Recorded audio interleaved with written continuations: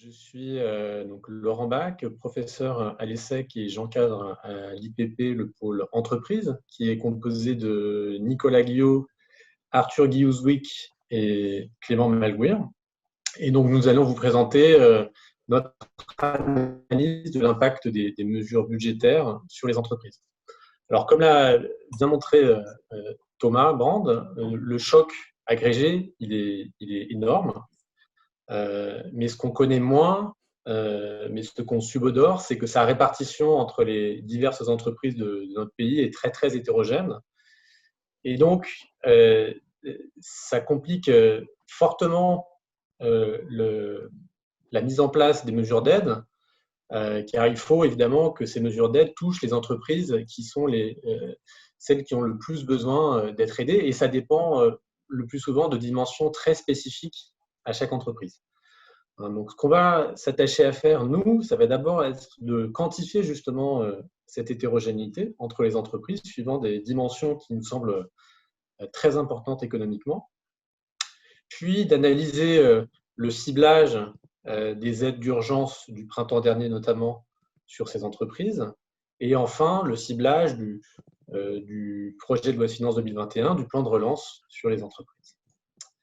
Donc, c'est important de comprendre ce ciblage, la distribution du choc, parce qu'il y a en gros deux types de politiques qui peuvent toucher les entreprises. Il y a d'abord une politique de court terme qu'on comprend bien, dans laquelle il s'agit principalement de combler le choc sur l'activité des entreprises. Et en particulier, on aimerait bien combler le choc reçu par les entreprises riches en emploi ou déjà vulnérables financièrement et donc susceptibles d'entrer en faillite.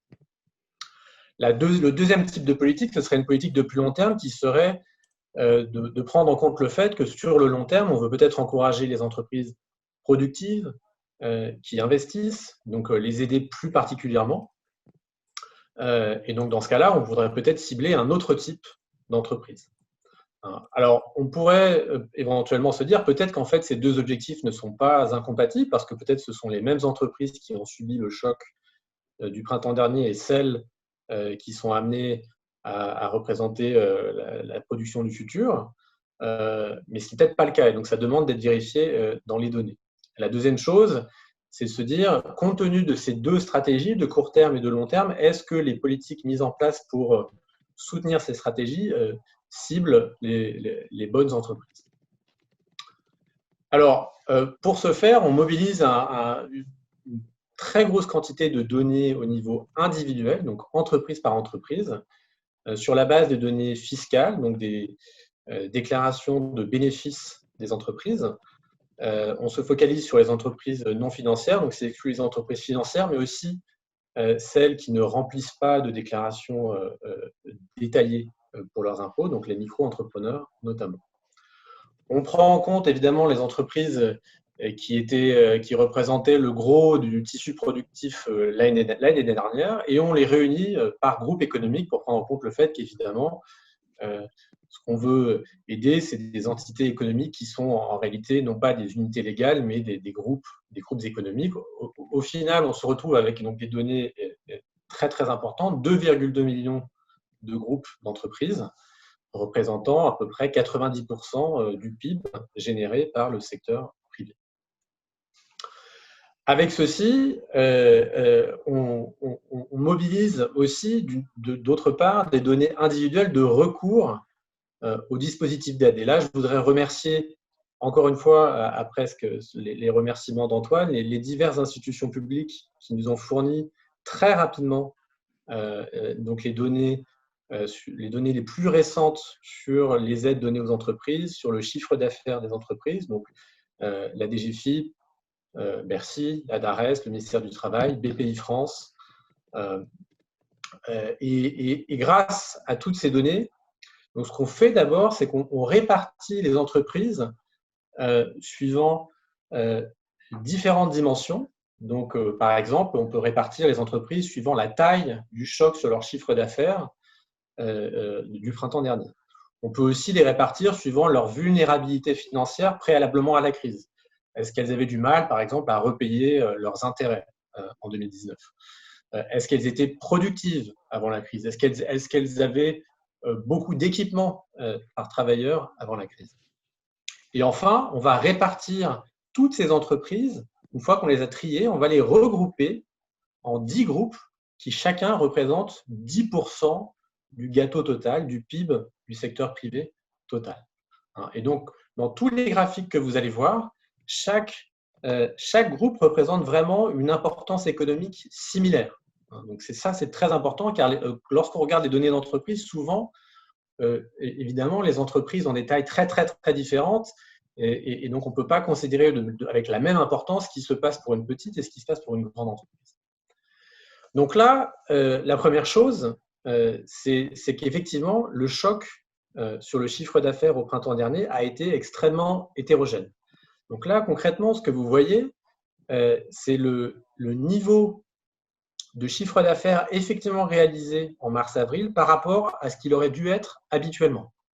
Donc la barre rouge, 1, ça représente un niveau de 100% du niveau habituel de chiffre d'affaires, mais comme vous le voyez, dans le premier groupe, qui est celui qui a subi la plus forte chute de chiffre d'affaires, le chiffre d'affaires réalisé en mars-avril ne représente que 14% du chiffre d'affaires habituel. Et en réalité, le quart des entreprises ont subi une chute de leur chiffre d'affaires supérieure à 50% sur ces 2 mois, supérieure à 50% de leur niveau habituel.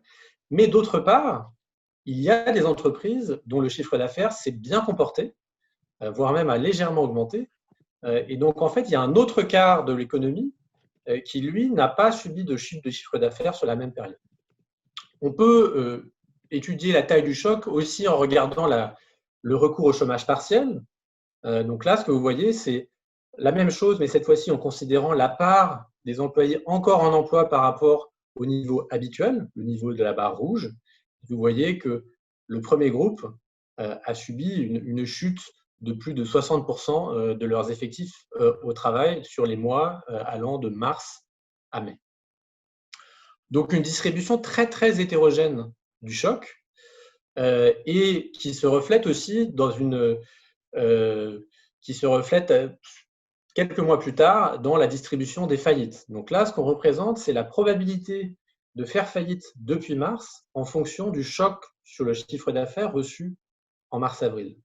Et on voit que environ la moitié des faillites qu'on observe depuis mars et en fait correspond aux entreprises, aux 10% du tissu économique qui a subi la plus forte chute de chiffre d'affaires.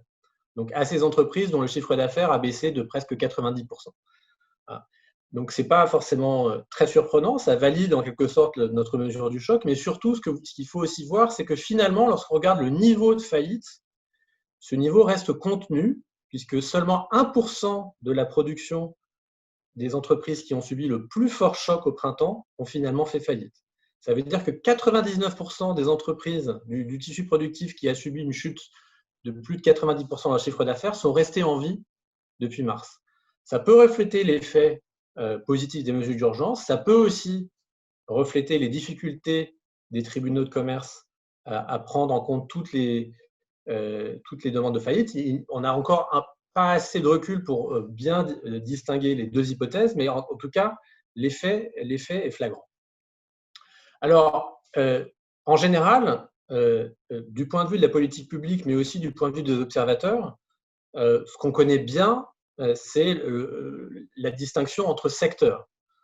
Et notamment, on s'attend à ce que certains secteurs soient très touchés et d'autres beaucoup moins, voire pas du tout.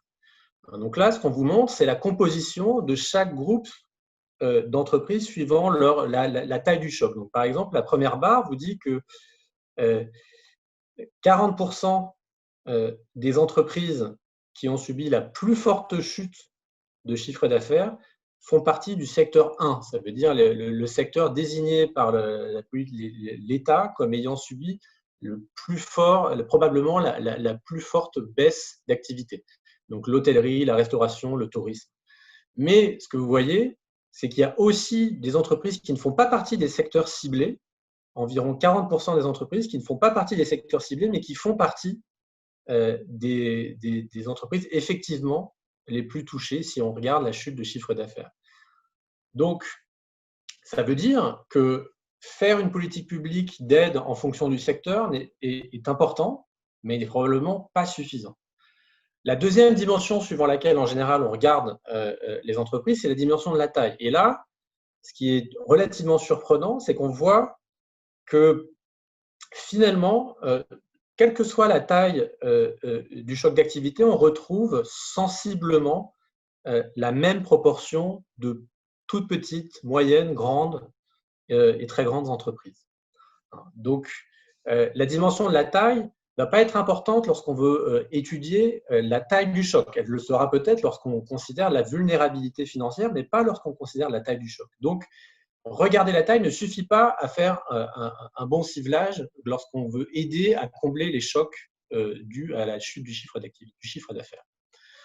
Maintenant, ce qui complique la tâche du ciblage à court terme, donc les politiques de trésorerie, et à long terme, les politiques de relance de la productivité, c'est que le choc, il a finalement été similaire, quelle que soit la vulnérabilité financière préalablement à la crise. Alors, ce qui est peut-être aussi une bonne nouvelle, ce ne sont pas simplement les entreprises en mauvaise santé financière initialement qui ont subi le choc, c'est un peu tout le monde. Pareil, lorsqu'on considère l'intensité capitalistique, ce ne sont pas les entreprises les plus riches forcément en emploi ou les plus riches en équipement qui ont subi le choc le plus fort. Et enfin, il y a un léger gradient de productivité. Ce sont légèrement les entreprises les moins productives qui ont subi le plus fort choc, mais la différence est finalement relativement faible. Donc, ça va compliquer la réalisation des objectifs de court et de long terme, parce qu'en réalité, il peut y avoir des entreprises qui ont besoin d'aide à cause du choc de chiffre d'affaires, mais qui sont peut-être aussi assez peu productives, assez peu intenses en investissement. Donc, je laisse maintenant la parole à Arthur Guillaume. Merci. Bonjour à tous. Laurent, est-ce que tu peux désactiver le partage?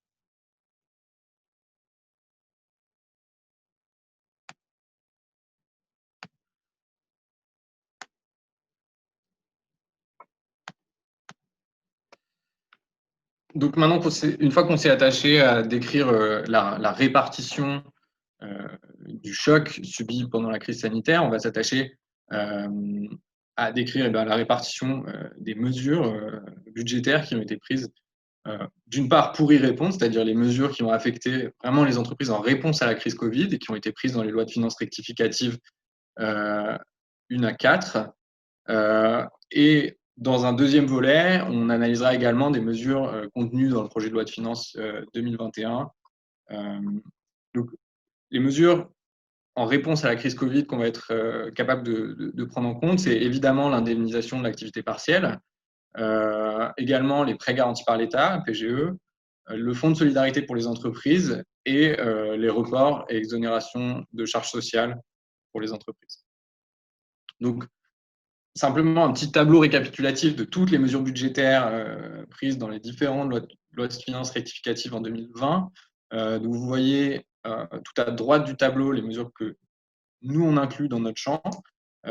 Évidemment, on n'est pas capable d'inclure toutes les mesures, d'une part parce que certaines ne sont pas à destination des entreprises. Et malgré ça, on a quand même les plus gros morceaux, l'activité partielle ou le fonds de solidarité.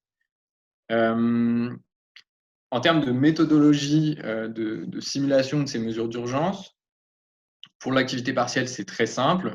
Je pense que tout le monde est familier du principe de cette indemnisation. On prend en compte la période de mars à octobre 2020, c'est la période sur laquelle on dispose des données. Donc, on a toutes les demandes d'indemnisation qui ont été faites par les entreprises, renseignées dans la base Synapse qui nous a été fournie par la DARES. Et la méthode est très simple, on agrège simplement les indemnisations effectivement versées au niveau groupe économique, puisque c'est notre unité d'analyse. Ensuite, sur les prêts garantis par l'État, là c'est un petit peu moins direct la méthode. Le principe, c'est que ce sont des prêts qui sont accordés par des banques privées, mais avec une garantie de BPI France, donc une garantie d'État.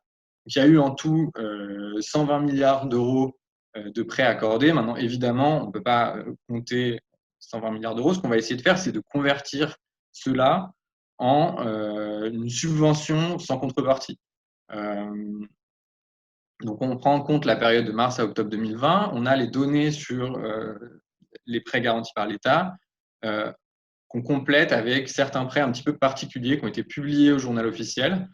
Et donc, notre méthode, c'est que pour chaque entreprise, on attribue une note d'emprunteur. Donc, par exemple, AAA, si vous êtes sur les marchés obligataires, un emprunteur très fiable.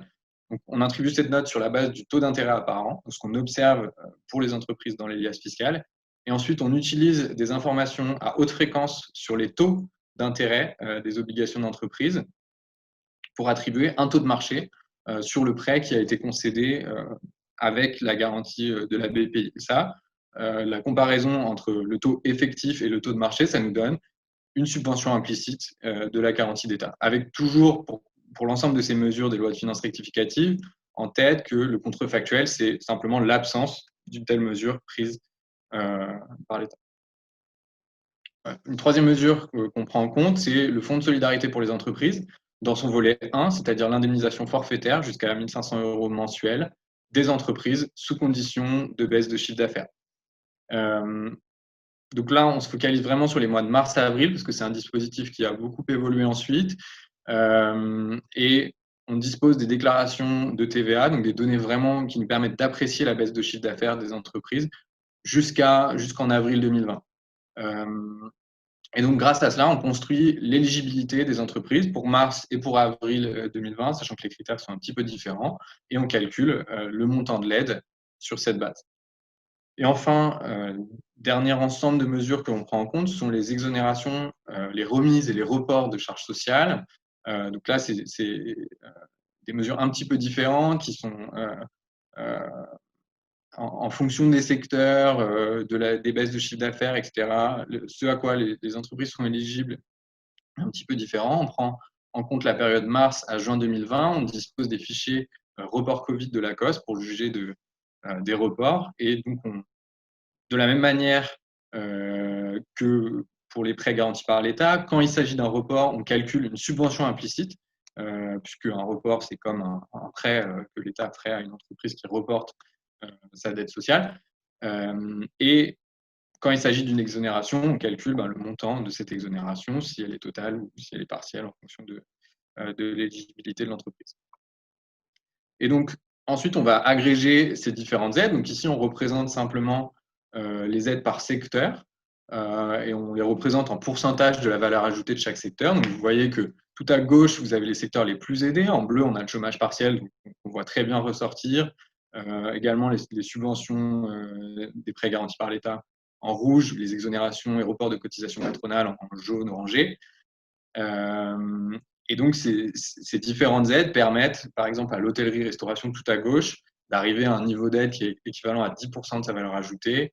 Et c'est la même chose pour les autres services. Les aides sont un petit peu moins fortes sur les transports ou le commerce, mais ça demeure les secteurs les plus aidés, ce qui est conforme à l'intuition. Maintenant, une fois qu'on a fait cette répartition sectorielle, on a envie de revenir un petit peu aux dimensions sur lesquelles on a regardé les effets de la crise que vous a présenté Laurent précédemment. Et donc, on va représenter ces aides selon la même méthodologie. Donc, on trie les entreprises selon leur baisse de chiffre d'affaires par rapport à la même période l'année précédente. Donc, à gauche du graphique, vous avez ces mêmes entreprises qui ont perdu 80-90% de leur chiffre d'affaires en mars-avril 2020 par rapport à leur chiffre d'affaires habituel. Et à droite du graphique, vous avez les entreprises qui, en réalité, ont vu leur chiffre d'affaires augmenter, enfin, qui n'ont pas perdu de chiffre d'affaires et pour certaines ont même augmenté. Et donc, ici, on voit que le ciblage des aides a été plutôt bon dans la mesure où tout à gauche, pour les entreprises les plus affectées, on voit que le montant de chômage partiel est généralement le plus élevé sur ces 2-3 premiers déciles de la distribution. Disons les 30% de la valeur ajoutée, les 30% du PIB du secteur privé les plus affectés par la crise Covid. C'est également le cas des prêts garantis par l'État et des exonérations et reports de cotisations patronales. Il y a un fort gradient décroissant des aides en fonction de la baisse de chiffre d'affaires subie durant le premier confinement. Sur notre autre mesure d'exposition au choc, qui était le maintien des salariés en emploi, donc la part des salariés qui continuent à travailler entre mars et mai 2020. Donc à droite, vous avez des entreprises pour lesquelles 100% des salariés continuent à travailler. À gauche, vous avez les entreprises pour lesquelles la part la plus grande est mise en activité partielle. Donc très logiquement, mécaniquement, l'aide induite par le recours au chômage partiel est la plus forte à gauche de cette distribution, dans la part de la valeur ajoutée qui a le plus recours au chômage partiel, mais on voit que c'est très corrélé avec le recours aux autres aides, puisque la subvention associée au prêt garanti par l'État, par exemple, est également la plus forte dans ces zones, de même que pour les exonérations et reports de cotisations patronales. On a un très fort gradient décroissant des aides en fonction du maintien des salariés en emploi. Maintenant, une fois qu'on a décrit ces effets de la crise et la répartition des aides en fonction des effets de la crise, ce qu'on a envie de voir, c'est à quel point, quelles étaient les caractéristiques pré-crise qui sont associées à un fort recours, à un fort niveau d'aide des entreprises. Donc, ce qu'on a fait ici, c'est qu'on a représenté, selon exactement la même méthodologie, l'intensité des aides publiques selon la santé financière. Donc à droite, vous avez les entreprises en meilleure santé financière, c'est-à-dire des entreprises qui ont des profits qui leur permettent de faire face facilement aux échéances de dette qu'elles ont. Et à gauche, vous avez en revanche les entreprises qui, dès avant la crise, étaient dans une certaine fragilité financière, c'est-à-dire qu'elles étaient très endettées par rapport aux profits qu'elles généraient. Et on voit que, à nouveau, le ciblage est plutôt bon à la mesure où on a attribué les plus grandes aides à des entreprises qui auraient eu du mal à faire face à leurs échéances pendant et juste après la crise. C'est quelque chose qui vient pas tant du chômage partiel que des subventions associées aux prêts garantis par l'État ou des exonérations et reports de cotisations patronales. Même chose si on veut analyser les différences selon le nombre de salariés. Donc ici, à gauche, vous avez les plus petites entreprises. Chaque barre représente toujours 10% de la valeur ajoutée de l'économie, enfin, du secteur privé. Donc à gauche, vous avez les 10% faits par les plus petites entreprises, à droite, celles faites par les plus grandes entreprises. Et ce qu'on voit, c'est que, alors même qu'on n'avait pas une hétérogénéité très forte selon la taille sur purement l'impact du choc, ici, on voit que les mesures ont quand même plutôt aidé des entreprises petites, puisqu'on est à peu près à 5% de la valeur ajoutée pour le premier tiers de l'économie, contre plutôt 2% de la valeur ajoutée reçue en aide pour le dernier tiers, donc le tiers d'entreprises les plus grosses. Même chose selon l'intensité capitalistique, on avait montré qu'il y avait peu de différence dans l'impact du choc. Or ici, on voit que à gauche du graphe, les entreprises qui ont plutôt un fort contenu en emploi ont été plus aidées que les entreprises qui ont un fort contenu en capital, ce qui est assez logique vu la nature des mesures, comme le chômage partiel ou les exonérations et reports de cotisations patronales, mais en fait qui se voit aussi sur la valeur des prêts garantis par l'État qui ont été accordés. Et enfin, si on représente les aides selon la productivité, donc cette fois on trie les entreprises selon leur productivité globale des facteurs. Donc à gauche, on a les entreprises les moins productives, à droite, les entreprises les plus productives. Et là encore, on observe un gradient décroissant, c'est-à-dire que les entreprises les moins productives ont reçu des aides quand même plus substantielles que celles qui sont plus productives. Voilà, donc c'est Clément Malgouir qui va vous présenter la suite.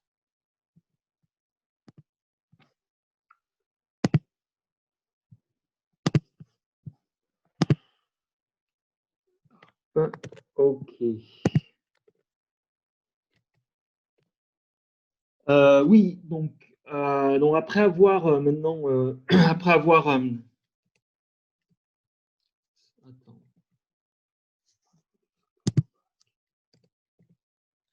oui, donc on s'intéresse maintenant, donc après avoir donc examiné les mesures, les mesures d'urgence pour l'année 2020, on s'intéresse maintenant aux mesures contenues dans le PLF 2021 et donc dans le plan de relance. Et les deux principales mesures auxquelles on s'intéresse, c'est d'une part la baisse des impôts de production, notamment, et donc on va se focaliser exclusivement sur la baisse de la CET qui représente le gros quand même de la baisse des impôts de production à partir de 2021. et la baisse de l'impôt sur les sociétés qui était en fait déjà prévue par des lois de finances précédentes, mais qui va continuer à être accentuée. Donc la trajectoire se continue, s'accentue sur l'année 2021.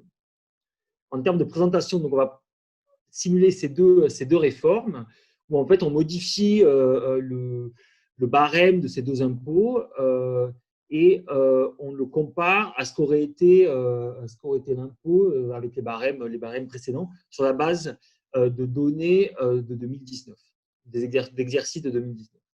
Donc, en termes de présentation des résultats, on va commencer par analyser la répartition sectorielle des mesures, avec notamment un focus sur la contribution économique territoriale qu'on va pouvoir décomposer entre d'une part une baisse de CVAE et d'autre part une baisse de CFE.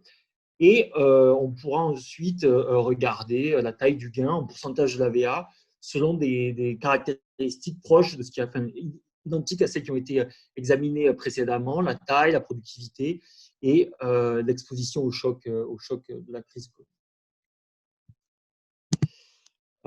Avant de regarder un petit peu les résultats, juste une remise en perspective sur le fait que ces réformes fiscales s'inscrivent un peu dans la continuité d'un débat récurrent sur les impôts de production en France. Voilà, donc là, ce que je vous fais, c'est qu'on rappelle certains des éléments du débat. Ces impôts sont souvent considérés comme ayant des forts effets désincitatifs, plus par exemple que l'impôt sur les sociétés, notamment parce qu'ils taxent des soldes intermédiaires de gestion très en amont dans le compte de résultats, donc très loin des profits taxables. Le CAE, par exemple, dans une analyse récente, avait mis en exergue les effets très distorsifs de la C3S qui n'est pas réformée par le plan de relance.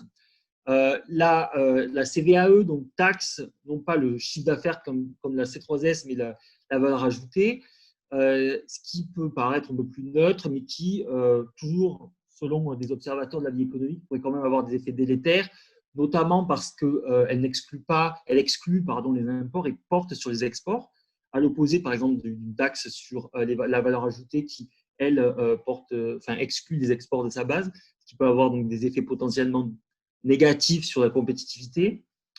Enfin, la base taxable de la CVAE inclut des charges liées à la production, notamment les amortissements, ce qui serait susceptible de pénaliser les entreprises qui ont besoin de procéder à un renouvellement à la fois régulier et coûteux de leur outil productif. Au-delà donc, de ces distorsions un peu standards, il est important de noter que ces impôts et dès lors leur réduction ont un impact direct sur la trésorerie des entreprises. Or, il y a une large littérature économique qui souligne le rôle important des contraintes financières et des variations de trésorerie sur le comportement des entreprises. Et dès lors, donc, la distribution des effets financiers de cette réforme est clé pour en apprécier l'impact ultime sur le tissu économique. Voilà, donc c'était juste quelques éléments du débat. Donc, en termes de répartition sectorielle, où on exprime le gain lié à la réforme en pourcentage de la valeur ajoutée de chaque secteur, on voit quelque chose d'assez différent, et ce n'est pas très surprenant, des mesures d'urgence prises en 2020. C'est-à-dire que là où les secteurs qui bénéficiaient principalement des mesures des LFR 2020 étaient plutôt dans les services, la restauration, etc., là, on voit que ce sont des secteurs, des sous-secteurs du secteur manufacturier, notamment, qui bénéficient le plus intensément des baisses d'IS et des baisses d'impôts à la production. La variation sectorielle est principalement déterminée en fait par la baisse des impôts à la production qu'on décompose ici entre la baisse d'une part de la CFE et d'autre part de la CVAE. Et donc ce qu'on voit, c'est qu'en fait la baisse de la CFE bénéficie très intensément donc à certains secteurs, sous-secteurs du secteur manufacturier. Et que en fait, la baisse de la CVAE est un petit peu plus uniforme en termes de répartition sectorielle. Si on s'intéresse maintenant, et là on reprend vraiment la même classification des entreprises que précédemment, en regardant le nombre de salariés, on voit que le gain total de ces deux réformes du plan de relance vont plutôt avoir tendance à ne pas bénéficier aux entreprises les plus petites, qui sont les catégories 1, 2 et 3, et c'est un peu une condition mécanique, c'est une conséquence mécanique du fait que le barème de la CVAE qui a été allégé était initialement déjà très progressif. en fonction du chiffre d'affaires. Donc, c'est ce qui est un petit peu reflété ici, même si on s'intéresse, on classe les entreprises en fonction du nombre de salariés. Les deux, le chiffre d'affaires et le nombre de salariés étant fortement liés, on voit que les plus petits employeurs vont bénéficier relativement moins de ces deux mesures. Si on classe maintenant les entreprises de la moins à la plus productive, on voit qu'il n'y a pas un lien très évident entre les gains liés à ces réformes et la productivité. En revanche, on voit que ces gains sont plus forts pour les entreprises fortement capitalistiques, ce qui n'est pas non plus très surprenant quand on a vu en fait la répartition sectorielle des gains, notamment donc à la fois la baisse de l'IS, mais aussi la baisse des impôts à la production a tendance à croître légèrement, en tout cas jusqu'à le très haut de la distribution de l'intensité capitalistique, à peu près au décile numéro 8. Donc, si maintenant, après avoir regardé des caractéristiques plutôt structurelles des entreprises, on essaie de s'intéresser dans un contexte conjoncturel au lien entre les gains liés au plan de relance et l'exposition au choc Covid, tel que mesuré par la baisse de chiffre d'affaires qu'on a évoqué précédemment. On voit qu'il n'y a pas un lien très évident. On voit que c'est plutôt, les deux sont assez indépendants, c'est-à-dire qu'il y a des gains un petit peu plus faibles en bas, un petit peu plus faibles en haut en termes d'évolution de chiffre d'affaires, mais sans qu'il y ait une association systématique très claire. Et c'est aussi vrai quand on considère la part des salariés qui sont maintenus en emploi sur la période mars à mai 2020. Il n'y a pas non plus un lien très clair entre, en fait, le ciblage du plan de relance et l'exposition au choc conjoncturel lié à la crise Covid. Donc, si en conclusion, pour reprendre l'ensemble des éléments qui ont été évoqués, comme on l'a dit en début de présentation, donc le choc était d'une ampleur macroéconomique assez inédite et qui affecte les entreprises de façon très hétérogène, ce qu'on a pu documenter avec les données et les graphiques qu'on vous a présentés. Les mesures d'urgence sont très ciblées vers les entreprises qui sont fortement affectées par le choc Covid, là où le plan de relance en fait, est plutôt orienté vers des entreprises capitalistiques, des entreprises du secteur manufacturier, des entreprises plutôt grandes, mais qui ne sont pas nécessairement dans une situation relativement pire du fait du choc Covid. Voilà, donc on voit qu'il y a deux objets peut-être différents entre les mesures d'urgence et les mesures du plan de relance, mais en tout cas, il y a deux répartitions assez différentes entre les entreprises qui font partie du tissu productif. Voilà. La conclusion. Merci à vous trois. On a donc quelques questions pour cette partie. Alors, je commence par la première chronologiquement, donc de Monsieur Bourcard du Haut Conseil des finances publiques. Donc, il vous demande si on a une idée des chocs sur le chiffre d'affaires de la distribution, donc avant crise. La question, c'est bien la différence du coût entre la moyenne et la variance. Est-ce que les entreprises qui ont connu une chute de chiffre d'affaires de plus de 50% n'ont pas nécessairement été impactées par la crise sanitaire? Oui, est-ce que vous avez, l'un de vous trois, des éléments sur ce point? Oui, alors c'est tout à fait, effectivement quelque chose dont il faut tenir compte, c'est qu'il y a des entreprises dont le chiffre d'affaires de mars 2020 à mars 2019 a baissé, tout simplement parce que leur activité aurait baissé quoi qu'il arrive en mars 2020, même sans coronavirus. Donc, ce qu'on fait, c'est qu'on utilise la croissance observée mois sur mois lors des mois de décembre à janvier, février, pour tenir compte de l'éventuelle augmentation ou baisse qui aurait de toute façon eu lieu en mars-avril. C'est une première chose. Après, même après avoir tenu compte de ça, il peut y avoir effectivement quelque chose de purement aléatoire et résiduel. Donc, c'est vrai que peut-être que parmi ceux qui ont eu une énorme hausse de chiffre d'affaires en mars-avril, c'est peut-être parce qu'il y a eu un très gros contrat un peu aléatoirement pendant ce mois-là. d'après ce qu'on observe sur la distribution des aides, il semble qu'il y ait quelque chose de structurel. Et par ailleurs, en fait, ce sont les mêmes données de chiffre d'affaires et les mêmes comparaisons qui ont été utilisées pour beaucoup de dispositifs d'aide, pensant justement que c'était un bon indicateur de la chute de chiffre d'affaires subie par ces entreprises. Merci Laurent. Une autre question donc, de Cécile Bonneau de l'École d'économie de Paris et de l'ENS.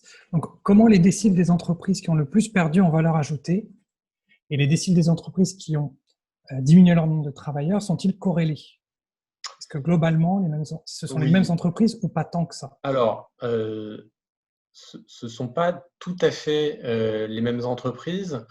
Il y a une corrélation positive forte, évidemment. Mais il faut tenir compte du fait que, par définition, notre mesure qui repose sur le chômage partiel ne peut jamais être, par exemple, supérieure à 1. On ne peut pas avoir on peut pas avoir un chômage partiel négatif. Lorsque ça va bien, on n'observe pas en fait les décisions d'emploi qui ont pu être prises. Donc les corrélations, elles ne sont pas parfaites, mais elles sont quand même positives et importantes. Voilà. Donc on observe une corrélation. Merci. Une autre question donc, de Marie Viennot de France Culture. Donc, dans quel secteur trouve-t-on les entreprises qui ont fait le plus de CA à la période qui a été étudiée? Et une deuxième question relative à ça, est-ce que vous pouvez préciser les entreprises qui sont dans le secteur mine, énergie et déchets? Malheureusement, on a un problème de secret statistique qui nous empêche de dire précisément les entreprises, surtout dans des secteurs où il y a peu d'entreprises, qui nous permettent de répondre au contenu précis pour répondre à cette question, sachant qu'on utilise des données qui sont hautement confidentielles, donc on ne peut pas nommer des entreprises en particulier. En ce qui concerne le secteur des entreprises qui ont fait le plus de chiffre d'affaires, c'est vrai qu'on n'a pas regardé en détail au-delà des catégories de secteurs d'aide, des catégories de secteurs qui ont été choisis pour les aides par l'État. Ça fait partie des choses qu'effectivement on pourrait regarder par la suite. On peut imaginer qu'il y ait des secteurs, par exemple dans les services informatiques, qui ont eu une hausse de chiffre d'affaires sur la période.